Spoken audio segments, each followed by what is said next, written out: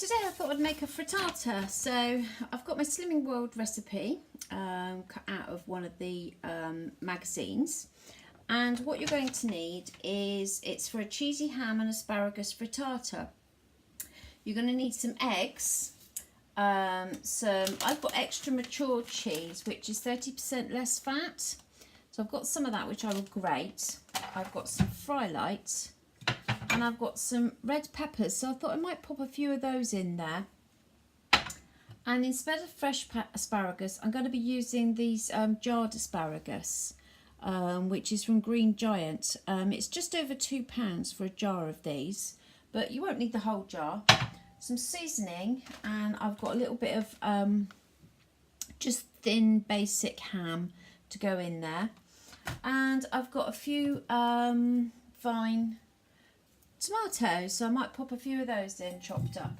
So what am I going to need to do? I'm going to spray light my frying pan to start with, give it a good spray, and then I'm going to get my eggs, and I'm going to use 3 medium-sized eggs, and I'm going to pop those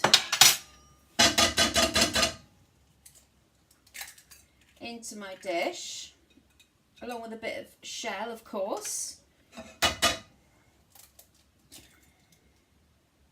Now, I don't know if you've had frittata before. The first time I had frittata was in Spain, and I thought it was absolutely delicious. You can have it either hot or cold, and in fact I prefer frittata cold. I think it's nicer cold. So that would be lovely, you know, as a lunch with some salad. So give your eggs a little bit of a mix around, and then I'm just going to season those eggs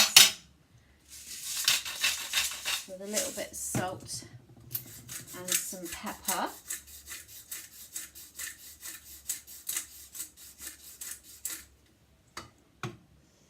There we go. I'm just going to set that aside, and then I'm going to put my pan on.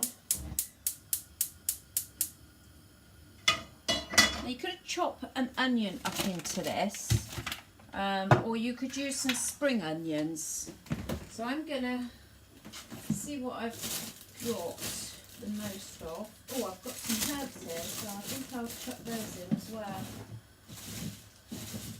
No, it's going to have to be a red onion. I've just found some coriander, so I'll be shoving in a bit of coriander as well. So I've got myself a red onion.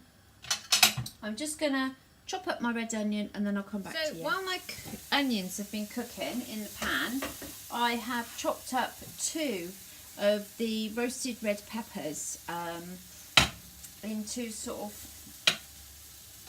strips, but not really huge long strips, just short strips. So I'm just going to pop those in, ow, along with burning my finger. Oh God, here we go. Dear oh dear, I've burnt myself for a while. It's about time, isn't it? So put my red pepper in with my red onion, give that a mix around.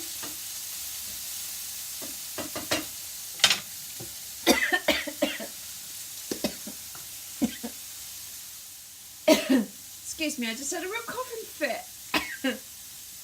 Oh dear. Anyway, as I was saying, I've got some herbs. I'm going to use these Provence de herbs. I really like these, as you can see. I need to get some more. So I'm just going to put in some of those, because they are really tasty. And a little bit more seasoning. Tiny bit of, not too much salt. Don't want it overly salty. Give it another stir. Now these peppers and the asparagus are already very soft, so they're not going to take a lot of cooking. So the asparagus I've taken off the tips, and I'm going to pop those in, and I'm just going to cut off a little bit of the stem. There we go.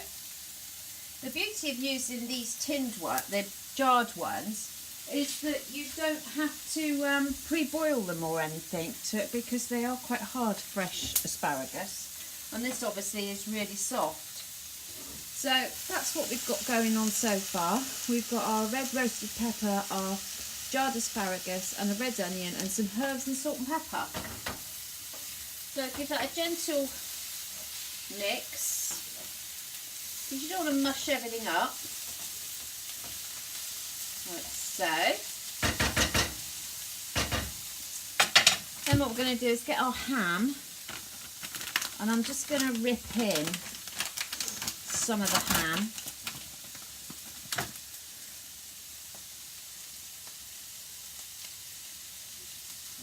So,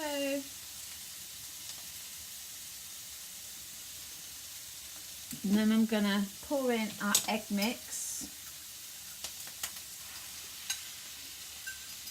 Get all that egg in. And then give it that a mix around in your pan, getting that egg all over, like so. And I'm going to turn this down a little bit because it's a little bit high.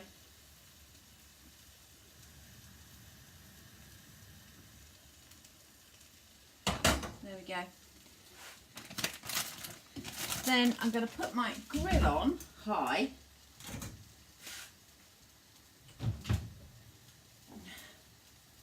Get out my cheese grater. And I'm just cooking my frittata on one side on the top of the hob. And then it's going to have some cheese grated on top. And I'm going to pop it under a hot grill to finish off. So not too much cheese, just a little sprinkle of cheese. That'll do us. And then I'm just going to get a little spatula